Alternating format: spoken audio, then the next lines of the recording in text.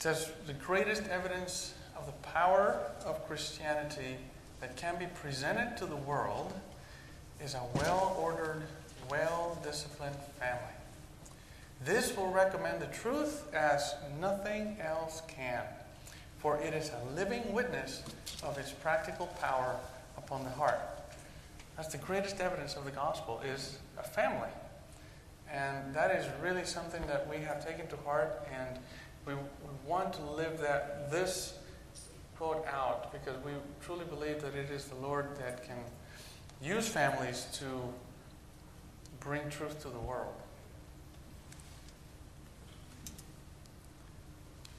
1 Samuel chapter 2.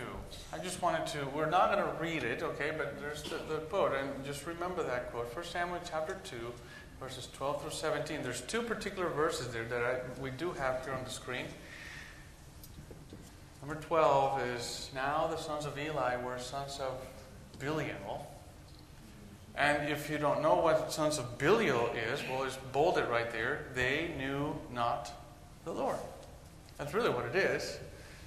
They were rebellious young people. They knew not the Lord. These were priests in the temple of God, doing the work of ministry, the sons of Eli. And verse 17 says, before verse 17, Eli is admonishing his children. And we'll see this here later. Now, before verse 17, it explains everything they were doing in the temple and how they were pretty much desecrating the temple. And verse 17 says, wherefore the sin of the young men was very great before the Lord. And look at what happened because of the sin of these two young men. Men abhorred the offering of the Lord. So think about it in terms of the quotation we just read. This is the opposite impact, the opposite influence.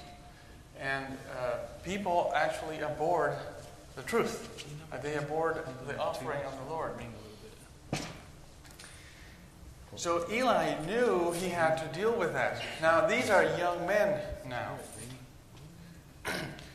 If Eli would have... Oh, keep reading? Or you're Sorry. going to say my part? I'm preaching. Okay. So Eli was very old and heard all that his sons did unto all Israel, and how they lay with the women that assembled at the door of the tabernacle of the congregation. And he said unto them, why do ye such things? For I hear of your evil dealings by all this people. Nay, my sons, for it is no good report that I hear. Ye make the Lord's people to transgress. And then it says, notwithstanding, they hearken not unto the voice of their father. So the question is, what happened? Why did these young men were acting like that? What went wrong? And here's the answer. Eli overlooked the faults and sins of his sons in their childhood, flattering himself that after a time they would outgrow their evil tendencies. Many are now making a similar mistake. They foster wrong tendencies in their children, urging as an excuse, they are too young to be corrected. Wait till they become older and can be reasoned with. Thus the children grow up with traits of character that are a lifelong curse to them. And you can see that went wrong. Society tells you the same things. They will grow over it. It's just a phase, just let it be like that. Let them express themselves. I remember, Julie, when she was a toddler. Am I on? Keep going. Okay. Keep going. She was very calm. I would tell her, Julie, sit down and be quiet, and she would sit down and be quiet. So one time I remember there was this lady, and she said, oh, wow, you have a very easy child. She's so good and all that. And I said, well, she has her moments sometimes, as we all do. But she's obedient, and she's calm and all that. And she said, wait for the terrible twos, because she was like 15 months old. She said, wait for the terrible twos. And she started telling me about the terrible twos, and this, she's going to change, and you need to be ready for that, and whatever. So while she was talking, I thought, does that need to be my experience? Or should I do something? Is there something I can do so I won't get the terrible twos? Is my child destined to have that miserable time? Or is there something I can do to help my child? Because I wasn't looking, forward to those terrible twos. And now I understand, because the terrible twos hit, and they were not terrible, They were wonderful. I mean, they're still children, and you still deal with things, but they were not terrible. Then, wait until she's 4 or 6. Then the horrendous 6 there's a name for each stage, right? And if you see, it makes sense. It gets worse. Because you are overlooking at 2 all these things that you need to correct, thinking, they're going to outgrow. No. So it gets worse and worse as you progress. So then, the horrendous 6 or whatever that is called arrived, and it wasn't bad. And don't wait until the teenage years. Then you're going to be having fun. So, reality is that the world tries to condition you to the world's reality, that's what's going to happen, right? But we don't have to be conditioned to that. We can turn things around by God's grace, right? So it doesn't have to be the way the world says it's going to be. It can be turned around. There's this quote in Child Guidance that says, "The wickedness which exists in the world today may be traced to the neglect of parents to discipline themselves and their children." Not just the children, discipline themselves. Thousands upon thousands of Satan's victims are what they are because of the injudicious or unwise way in which they were managed during their childhood. The stern rebuke of God is upon this mismanagement. Okay? So this is crucial that we understand. The terrible twos would be terrible twos if I choose to just let it be. Right? If there's no discipline in our part, if we're not willing to put the effort that has to be put in and day out, and we're exhausted, and we just throw our arms up and say, okay, I'm done. I mean, we felt tempted so many times to be like, just let her do whatever, But then, we will think, what we do not correct now, we will face it later, and it's going to be ugly. I mean, you can still work things out later, but not without a strong fight. So we were like, we have to address this situation. It's like the little tree, right? I mean, you can put a string and everything to help it grow straight. You cannot try to straighten a tree that is this thick and tall, right? But when you're down here, that's when you can straighten and correct and help that thing grow straight and well. Just going back to the story of Eli and his children, you know the story.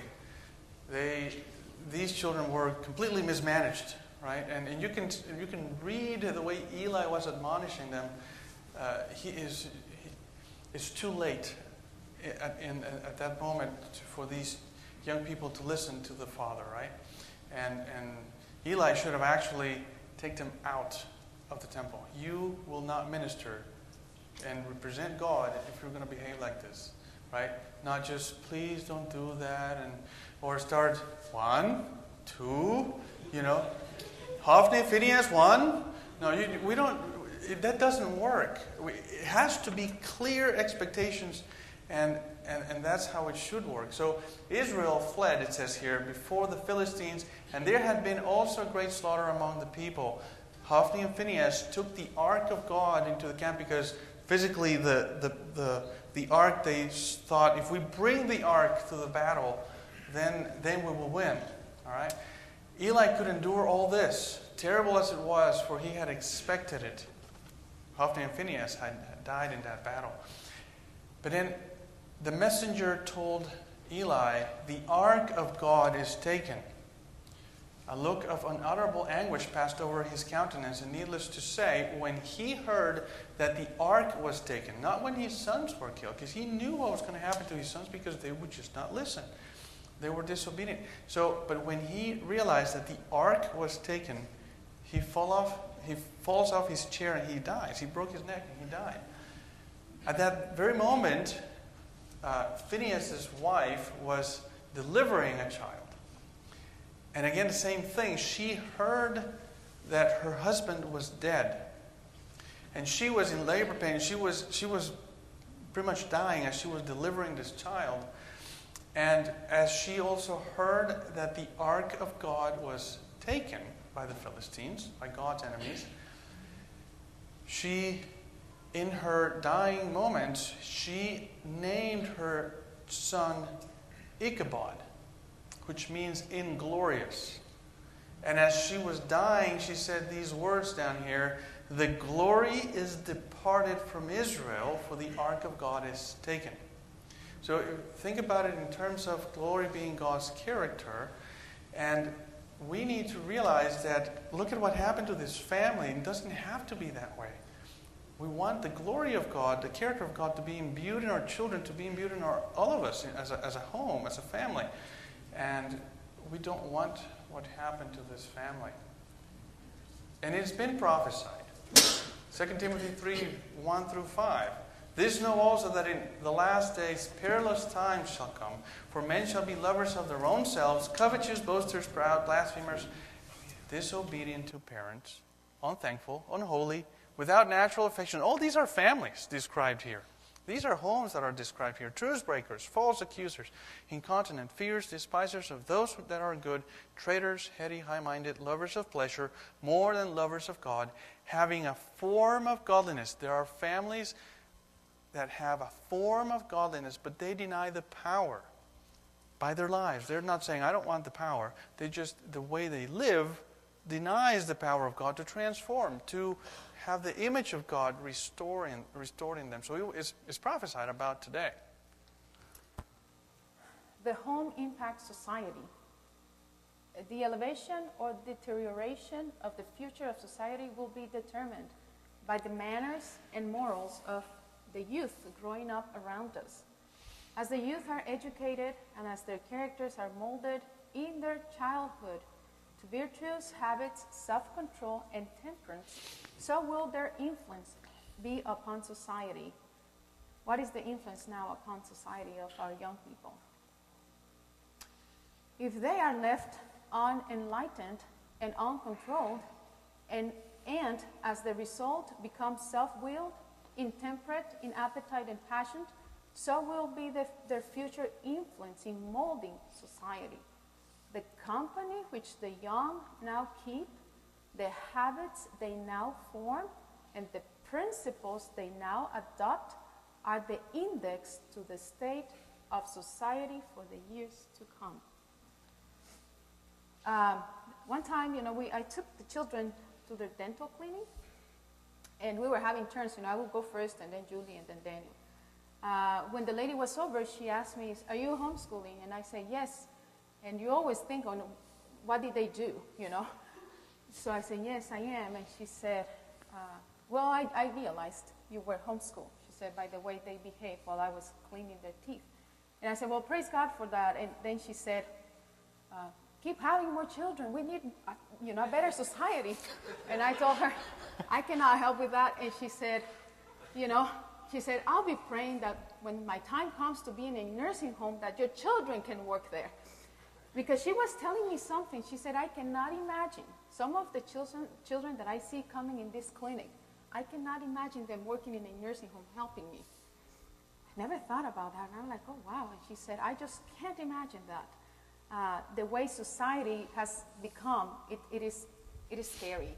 So this is not to flatter our children, and they're here, and I hope they understand that we need to humble ourselves and realize this is the work of God in our lives.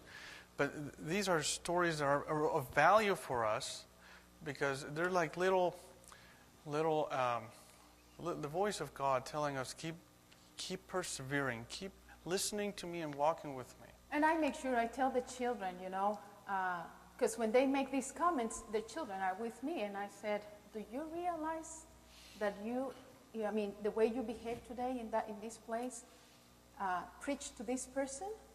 And so I make the children aware, you are speaking to people just by the way you conduct yourself.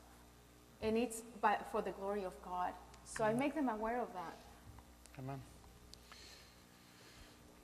So, our homes can be different, yes or no? Amen. Amen. They can be different. The home that is beautified by love, sympathy, and tenderness is a place that angels love to visit.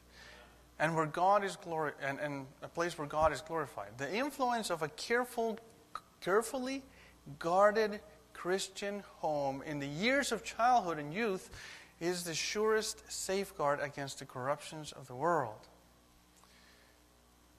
In the atmosphere of such a home, the children will learn to love both their earthly parents and their heavenly Father. Right? So as I was reading this, I was just realizing, you're always told that this carefully guarded, right? You're overreacting, you're over sheltering. There are going to be hermits and all these different things, right? There was a guy at work. He's gone. He's moved on to somewhere else. But we had a homeschool group come to my workplace, and Brad was there with his children. And after all those homeschoolers left, we did some experiments with them. And after they left, I was sitting there at the lunch table, and he was talking about, some homeschoolers are socially awkward, he said. And I didn't say anything. I should have said something. Thinking back, I kind of, why didn't I say anything? But reality is that I've seen some public school high schoolers that are very socially awkward. Right? I mean, they don't look you in the eye. They don't say hello. They don't. Nothing. Right? And so don't be tempted to feel that you're overprotecting and you're doing all these different things, and you're ruining them, because reality is you're not. Right? We need to protect, because there is sin in the world. So we need to protect. We're not just going to go and be in a monastery or something, right? But we need to protect. Advice to the youth. Those who are contemplating marriage should consider what will be the character and influence of the home they are founding. As they become parents, a sacred trust is committed to them. Upon them depends in a great measure the well-being of their children in this world and their happiness in the world to come. To a great extent, they determine both the physical and the moral stamp that the little ones receive. And upon the character of the home depends the condition of society. The weight of each family's influence will tell in the upward or the downward scale. No wonder our world is in a bad shape today. When I realized I was pregnant, this sense of responsibility hit me like a ton of bricks. I just felt like, what did I do? And okay, I'll wait. I'll tell you. We have a slide for that. Okay. Sure, let's continue. We'll get there. Okay. So let's talk about family unit for a moment. The cause of division and discord in families and in the church, notice in families, and what happens next? In the church is separation from Christ. To come near to Christ is to come near to one another. The secret of true unity in the church and in the family is not diplomacy, not management, not a superhuman effort to overcome difficulties, though there will be much of this to do, but union with Christ. That's the secret. Isn't that a simple secret? It's not a secret anymore, right? You know why is it? Why is it a secret? It's because we don't actually use it. It appears to be a mystery every time. Oh, yeah, that's right. It's just union with Christ. That's what we need. And if there's division in the home, if there are problems in the home, there will be problems in the church. There will be divisions in the church. What we have at home, we're going to carry it to the church and society. And again, notice that It says, is not diplomacy, not management, not a superhuman effort to overcome difficulties, though there's much of this to do too.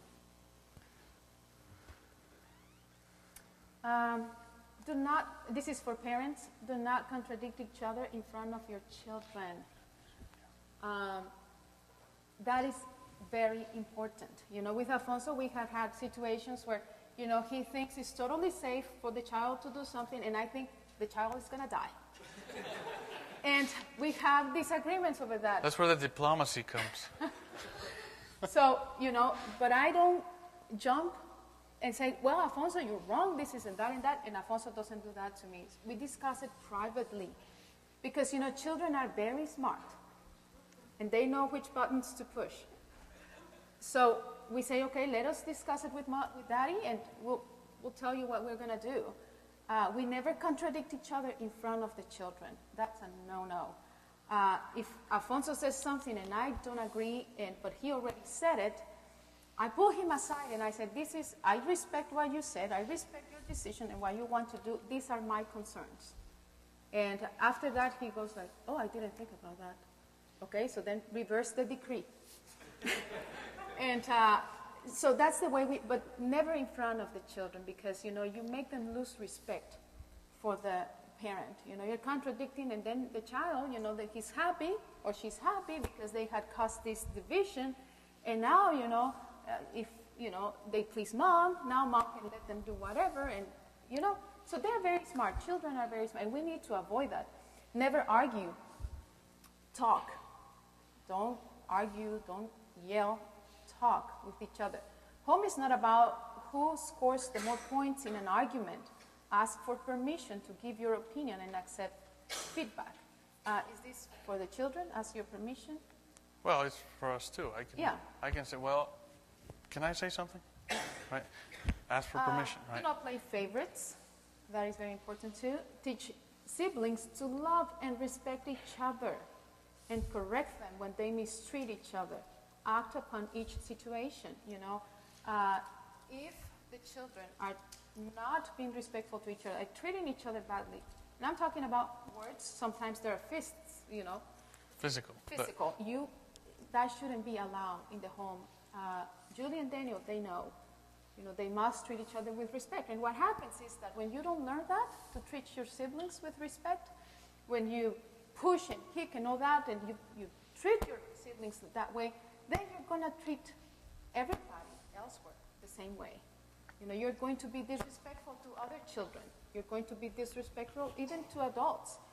So teach your children to love each other, to respect each other. Do not allow any bad the talk and all that.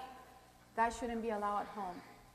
You are doing them a favor. You want them to be, as they grow and as they mature, you want them to be lovable people. You want them to be nice and to treat others with respect. Correct sassiness and back talk. That was something that my mom didn't allow at all. She will correct very quickly. She will put an end to that situation. And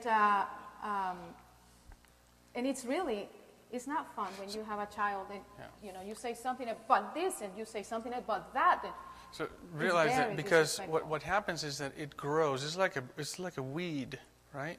And it grows. I mean, you let it happen one time, and you allowed it to grow a little bit, and it becomes stronger, right? You allowed it to move, to be done again, and it grows a little bit bigger and wider and thicker. And so by the time you want to really deal with it, you're dealing with a massive problem, right? Not a little one.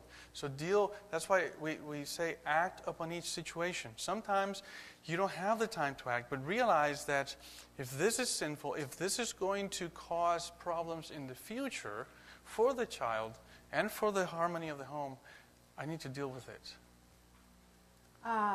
Teach them to take responsibility for their words and actions. The children learn very quickly to excuse their behavior. Oh, well, I was this and I was that. And sometimes as parents, we make the mistake of excusing them. For instance, there's this child and you're telling them, oh, say hello. And the child goes, oh, he's tired or she's tired. so the child knows, okay, I can be rude if I am tired. It is fine. And so that's the message you send when you excuse that kind of behavior. Now be clear with your instructions. Be nice also to your children. Respect them. But I'm sorry, I need to go back. No, don't go back. Okay. There was one missing, but I don't You know. want to get it? Teach them to respond respectfully, to choose to be happy. See, my mom, and I referred a lot to my mom because my dad was in the army, so I rarely saw him growing up. So my mom was kind of like a single mom for a while. And she had 2 boys, my older brothers, so she had to be mom and dad, and she had to be strong because my brothers were very active. So, She's so nice to them. so she had to be strong. I understand now why she was, and she will say, if I had a problem or something, and I'll be, like, she will say, come, it's time to eat, and I'll be like, with a face. She said, Leslie, please be happy. What's going on? And I said, well, I have this problem, but we are not at fault. You cannot punish us for something that is going on in your life. So be happy, smile, or I'll help you smile. So she was not threatening. She was just telling me, be happy because you cannot have this kind of attitude. And it's a choice, it's right? a choice. Even as adults, to be joyful, it's a choice, right? And it takes faith to take that step, right? And my mom she wasn't like, I want to be my children's, best friend and be a cool mom. She wanted us to understand, she was our best friend, and she is my best friend, but she is my mother first. And that's what she wanted to make clear. I am your mother, so you speak respectfully. Sometimes, some people say, let them speak their minds, you guide them. You don't just let them talk to you in a disrespectful way because they have to speak their mind. You teach them, you guide them, Learn to, I'm your mother, I'm your father. You don't talk to me like that. But you also need to be kind and loving. You need to make sure you're reaching the heart. Because if you have the heart, then you have the child. Amen. We're going to be talking a little bit more about authority in the next session. So we'll move on here. Family unity, again, we'll continue to talk about that. If fathers and mothers are at variance, which means I don't agree with her, one working against the other to counteract each other's influence, the family will be in a demoralized condition, and neither the father nor the mother will receive the respect and confidence that are essential to a well-governed family. Children are quick to discern, Leslie was talking about this, they are quick to discern anything that will cast a reflection upon the rules and regulations of a household, especially those regulations that restrict their actions. Now, that doesn't mean they have to be tied to a wall. It just means that there are rules that are for their good, just like the rules that God gives us, that they perceive are limiting and restricting their actions. And so when they see that there's conflict between us and they can get away with things, then they take action on those things, right? Either they'll go to dad or to mom, whoever will allow them to do those things. The father and mother should unite in disciplining their children. Each should bear a share of the responsibility, acknowledging themselves under solemn obligation to God to train up their offspring in such a way as to secure to them, as far as possible, good physical health and well-development. Now, I understand there are single parents here too, and so realize that even then, don't be discouraged. God will help you raise these children to His glory. Okay, so don't be discouraged. Well, there's no husband or there's no wife and there's no mother to help or father to help. God will be that father or that mother, and He will give you the strength to double up what's missing. Okay, so don't get discouraged.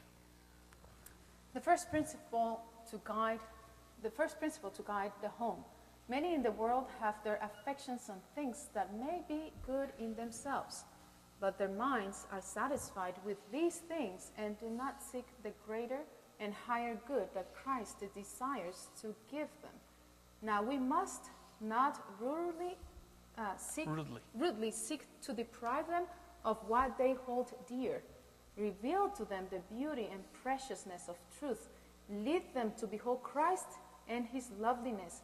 Then they will turn aside from everything that will draw their affections away from him. This is the principle upon which parents should work in the training of their children. By your manner of dealing with the little ones, you can, by the grace of Christ, mold their characters for everlasting life.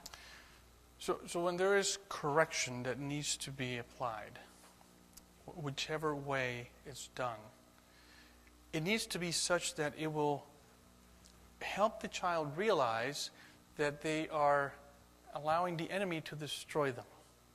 Right? They need to realize that they are walking away from Jesus, turning away from him. And so when we correct, we also pray, and we also ask for God to be in their hearts and transform. All these different things. There's not just, yelling and screaming, and you go to your room, and then we allow hours to pass, and then finally everybody's cool again, and we just move on. No, we help them realize the danger we're in, and the hurt that brings to our own heart, and the hurt that brings to Jesus himself when we are in these situations. Rules. I don't know if I should smile or frown. Rules. The word rule has like a negative connotation. Every Christian home should have rules. And parents should, in their words and in their deportment toward each other, give to the children a precious living example of what they desire them to be. Teach the children and youth to respect themselves, to be true to God, true to principle. Teach them to respect and obey the law of God. Then these principles will control their lives and will be carried out in their association with others. And it's easy. It's like for us, right? The Sabbath, okay, that's a big rule. And when we finally come around it, okay, yeah, I need to obey this. But it's those little ones, right? Those little pestering things in our lives that we, little bad habits and things like that, that there are rules for those. They need to be surrendered, need to be given up, but we hang on to those. And our children develop those bad habits, and we need to do. Every time we see, for example, I say something I did not like, that you chose not to do this or something like that, and they turn around and they leave, they're murmuring, they're upset, they're not happy, but they leave. I could just go, they'll learn sometime, and then I'll just go and get busy with my things, right? But if I realize, well, wait a minute, if I let them go and they murmur and they are upset with me, and I let it be there and not deal with that, it will become a problem later, right? So there's more time involved, there's more effort involved. I have to go to that room, sit down, let's talk, this is not right, so have a conversation. It could take a while sometimes, but it needs to be dealt with. So don't let go of those things that could become a problem later. We have Bible rules for guidance of all, both parents and children, a high and holy standard from which there can be no swerving. God's injunctions must be paramount. Let the father and mother of the family spread out God's word before him, the searcher of hearts, and ask in sincerity, what hath God said? So in other words, our homes are to be ruled by the Word of God and His principles. So home is the place for education. Home is the place where education begins.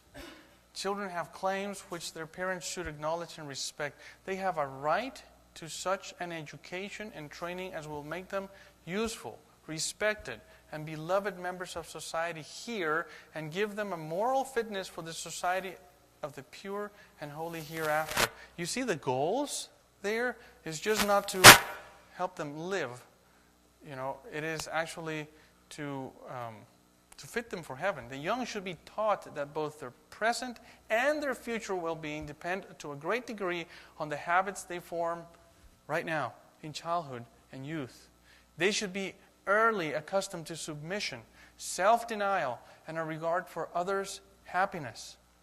They should be taught to subdue the hasty temper, to withhold the passionate word, to manifest unvarying kindness, courtesy, and self-control.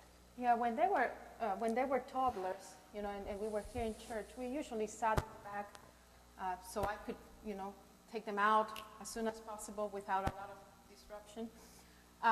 And when they were very little, I would bring a bag with Sabbath toys, things that were not noisy, that were not going to distract them. And we're going to talk about that a little bit. But once they were like around 5 or 6, I would tell them, sweetie, this is very important for you to understand. When we talk out loud, when we make a lot of noise in church, there might be a heavy heart in that congregation. And what the preacher is saying is what that heavy heart needs to hear. So when we make these noises and this loud noise, we are taking that blessing away from that heavy heart. And in explaining it that way to them, you make them aware of the happiness of others. You make them aware, there are more people in this room. It's not just the two of us. There are more people. We need to be aware. We need to be mindful. There's more people. That's when they were able to understand a little bit better. When they were 4 or 5, I would talk to them about that. And it's funny, one time a friend of mine, I was reasoning with my child, and this person laughed. And this person said, do you think she's understanding what you're telling her? And I was not using any complicated words, but I was reasoning with the child because I knew they are smart. I knew they have a brain. I knew they can understand. But of course I understood my friend because she thought her child will only understand to the VeggieTales level. So I was like, no. You don't have to talk to your child on a VeggieTale level. They can understand simple instructions if you give them clear instructions. You can reason with them. You can explain to them all these things, and they will understand. Now, you have to repeat yourself several times. I found myself saying the same thing over and over and over again. But repetition deepens impression. So, you repeat, and so that will be engraved in their hearts. I was going to say that this is not, it sounds so easy, right? Oh, we just tell the child, and they understand, there's somebody else. It takes time. It takes perseverance, right? It doesn't happen in an instant. Consistency. Speaking of which, consistency is what's needed. Unsteadiness in family government is productive of great harm. In fact, is nearly as bad as no government at all. So being varying in your instructions and not being consistent is as bad as just let them do whatever. And children are very quick to notice inconsistencies. The question is often asked, why are the children of religious parents so often headstrong, defiant, and rebellious? The reason is to be found in the home training. Too often the parents are not united in their family government. There's variance, okay? Then the next one says a fitful government.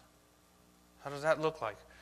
At one time, holding the lines firmly, and at another, allowing that which has been condemned. So they get away with it sometimes, and sometimes they don't. So, make up your mind, right? Is it good or is it not good, right? And that is ruination. It ruins a child. It confuses children as well. I memorized this quote from Ellen White. It says, you lose or you gain if you... Okay, I forgot. You lose or you gain if you resist today only to yield tomorrow. And I think about that in every aspect of my life. Whether I'm trying this new diet or whatever, I lose or I gain if I resist today only to yield tomorrow. Same with children, you're teaching them, we are doing this way, whatever. But the next day, okay, yeah, just do it the way, you were planning to do it. They get confused as well. And the other thing is, there's always a reason. If we can explain the reason, we should. It's not, no, we're not doing that because I said so. Or we're not doing that because it's the Sabbath. We have to be positive in the way we explain to our children why this is not good and why this is good. And they need to understand. They need help to understand. I need help to understand, right? So it is not just a no or a yes, or it is not, You want them to be able to make decisions on their own. So you want them, I think later we're going to talk about that. In the next presentation. Okay. This is something that I really love to read. It's beautiful. No other work is more important. There is a God above, and the light and glory from his throne rests upon the faithful mother or father as she tries to educate her children to resist the influence of evil. No other work can equal hers in importance. She has not, like the artist, to paint a form of a beauty upon canvas, nor like the sculptor to chisel it from marble. She has not, like the author, to embody a noble thought in words of power, nor like the musician to express a beautiful sentiment in melody. It is hers, with the help of God, to develop a human soul, in a human soul, the likeness of the divine. The mother who appreciates this will regard her opportunities as priceless. Isn't that beautiful? And this is very, beautiful for me, especially because there was one time my children were very little, and the church was having all these activities and a prophecy seminar and all this going on. I couldn't help. Mothers here that have 2 little ones, that have children, they understand. I couldn't volunteer to do pretty much anything because I had to watch my children. And so Alfonso came and he was helping, and I stayed home, and I went through, the devotion and everything with the children, put them to bed, and we didn't have the live streaming, so I was just imagining how things were going in the church. And I felt kind of sorry about it, like, oh, I wish I could help, I wish I could, but I can't, and I was kind of feeling like I'm doing nothing for God. And then I thought, this is dangerous thinking. I need to read something. So I grabbed my devotion, started reading, and I came to this quote.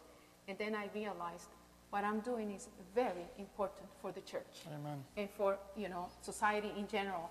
So I really appreciated that. It is powerful. So one thing we wanted to share just briefly, and Leslie alluded to that already, is when she was pregnant, it hit us separately like a ton of bricks. We were bruised.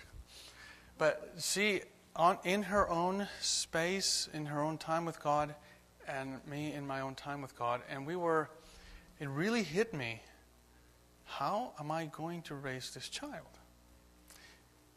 I don't know how to do this.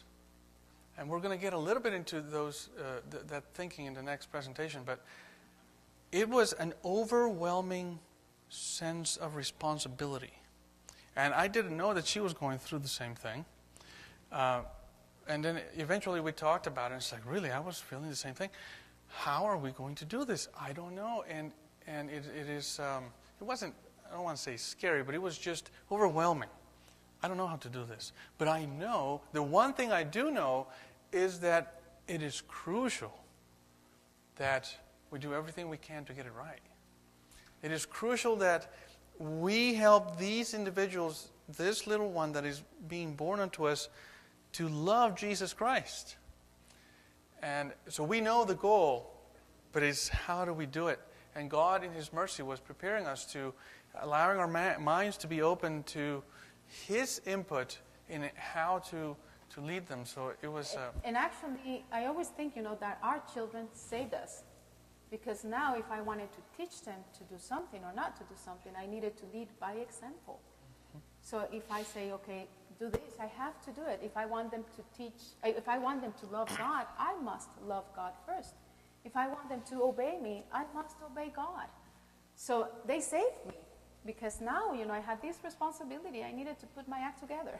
Yeah, and as she said that, it triggered in my mind a thought of one time I told little Julie, don't do this or don't do that. I can't remember what it was, but I do remember that as I told her, as I was telling her that is not good, something clicked in my mind, like a Holy Spirit moment, It's like, then why are you doing it? That still small voice. And he just stopped me right there. and made me realize, yeah, I'm demanding something from the child, but yet I still do that. Or there's something else that I do that I don't want to give up, but I want the child to give it up. Sister White talks about wanting them to make them perfect, and it's not that. But it goes both ways. I need to work on my own problems too and give them up. Precept, that's why we highlight every time we have a reference here about being done in precept and example. We not only preach to them, we need to live it out too. All right. It says, we sustain a most solemn relation one to another. Our influence is always either for or against the salvation of souls. It doesn't matter. There's no middle ground in our lives, ever. We are either gathering with Christ or scattering abroad. We should walk humbly and make straight paths, lest we turn others out of the right way. Okay, family worship, that is very important. And that is something that we didn't grow up doing, the family worship. So Alfonso and I had to learn to start doing that. Evening and morning, join with your children in God's worship, reading His Word and singing His praise. Teach them to repeat God's law. I remember that when Alfonso was mentioning about the tape recorder, Daniel was probably 18 months old. And something that I was really missing was a quiet time. I was really missing that. And so I said, well, I have to teach my children, that we need to have quiet time. So I started telling them, when you wake up, have your breakfast with Jesus. I will call it breakfast with Jesus. And, listen to you just need to push this button, and then this is your book. But you stay in your room. And Julie, too, you listen to your thing. I don't know if she was already reading. I don't think so. But you guys stay in your room, and we're going to have 5 minutes of quiet time. 5 minutes. So I knew it was 5 minutes. So, I could hear them. Sometimes I would see them, on the door, kind of like, is it 5 minutes already? And then I will read, and have my devotion and everything. And but that's the way they learn, And we will do that during the day several times. I think we're going to talk a little bit more about them. Right here. It's okay. coming. Okay. So we will do that several times a day. I wanted really for them to be able to be quiet and sit still in church, but I knew that was going to take time. And I knew that my church family was very supportive, and they understood, I have a toddler. But I wanted to do everything in my power to help my child. So anyway, during the day, we will go through the Sabbath school lesson several times. During the day, I will sit and I said, it's reading time, you need to be quiet. And of course, I wasn't going to read half an hour long reading. It was short. But they needed to start exercising. Today was 2 minutes of reading. Tomorrow is going to be 3 and 4. You know what I mean? So you increase the time as they start learning to control themselves. Now, Daniel, I have taught with my children, we're going to share some things. I'm not going to embarrass you publicly. So, but we agreed that we were going to share some things. Daniel was more active than Julie. And he was, if he didn't like something, he would let us know. And so I said, okay, sweetie, you need to learn to sit still. He didn't like to give Julie the first turn. So I said, okay, he's a boy, he needs to learn. Ladies, go first. So I would grab him and I said, ladies, go first, Daniel. Let your girls go first. Let your sister go first. That was hard. But, we told him that several times. It was by repetition, let your sister go first. Because I saw there was a problem. He always wanted to go first. So I said, well, we're going to learn to go second, So come here, let's learn. And for worship, the same thing. He liked to have, all the activities that we did and the singing and all that. But when we started singing the prayer song, he didn't like that because he knew we were going to have Bible reading and that he needed to sit still and be quiet. So, we're going to show just a little video. So we have a video that we're going to show. Yeah. So this time Alfonso was videotaping it, and sure enough, Daniel was not happy we were going to have the prayer. But we had already been working on it, and I said, we're going to pray. We're going to, be quiet and listen to the prayer. So it takes time. Don't be discouraged. It takes time. It took us time but be consistent. Have all those, during the day, practice it, because if you want them to be quiet in church on Sabbath, and that's the day you practice, it's never going to happen. You need to practice during the day, Read to your children. Reading is wonderful, and children appreciate that. Read to them, and while you're reading, teach them, I'm reading. We need to be quiet now. And not to interrupt a lot, but if they have questions, take the questions, right? Because they're learning. And but that's the way you can teach them. We need to be quiet now for 5 minutes. Then, in an hour, okay, let's read again. We need to be quiet again. So, when we were in church, I will say, he's telling a story. We need to be quiet. Now, when they were around 5, when they were able to focus a little bit more, what we did was, we will write in a piece of paper the words Jesus, love, family, like 4 words. And I said, every time you hear the preacher say these words, put a tally mark. And at the end, we'll count how many times the preacher said love, Jesus, obedience. And then you can show the preacher. And you can show to the preacher, your tally marks.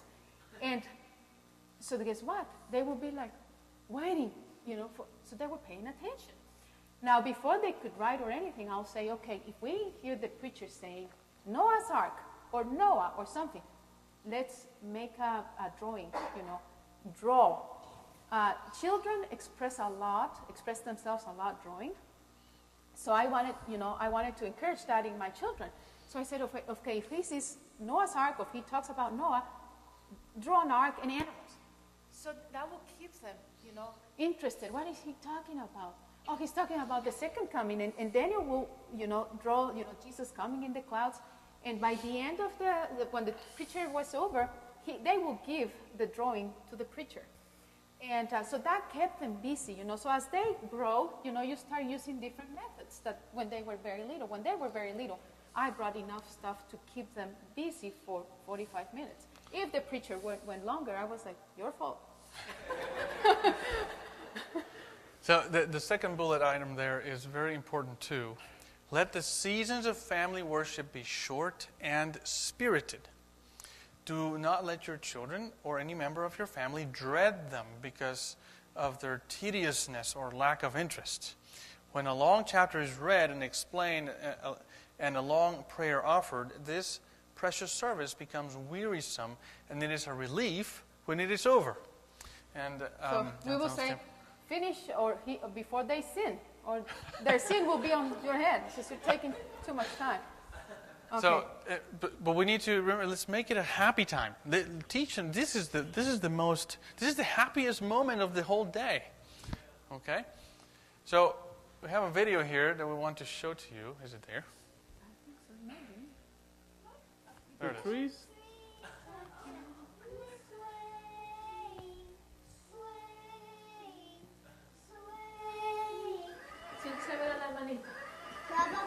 Siéntese, Daniel.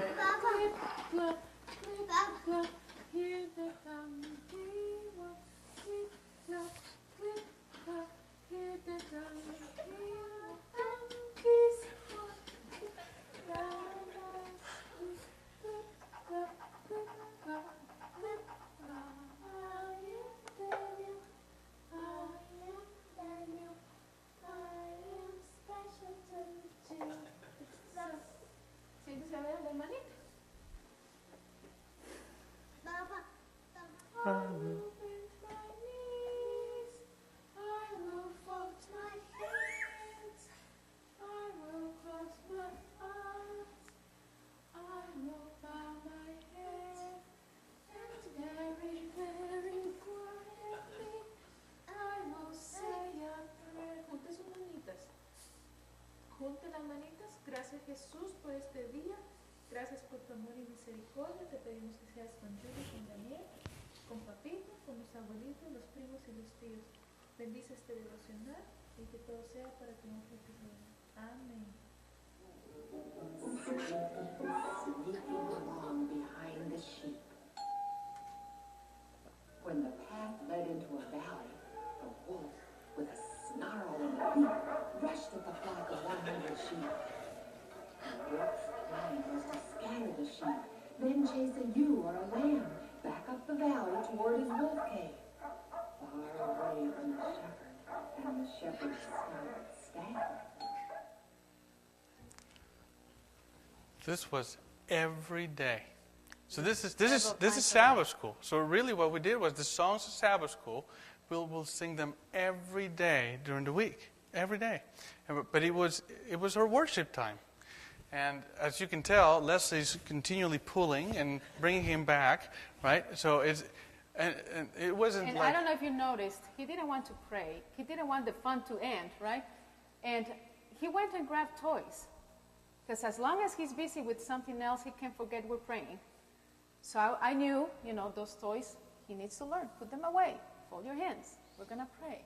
And you can tell it's quick, right? It's not wearisome, and it is exciting, and it is fun in a And good they're way, learning. right? And they're learning. So, it takes several iterations of this, right? It is, anyway, it's been great. So, we came to the end of this presentation, and again, let's just be excited about family, okay? It is important. Family is crucial. And we are all family. Even if we are a single person in a home, we are still family, and we are a church family. So why don't we bow our heads? If we can we kneel? If you can kneel, let's go ahead and kneel.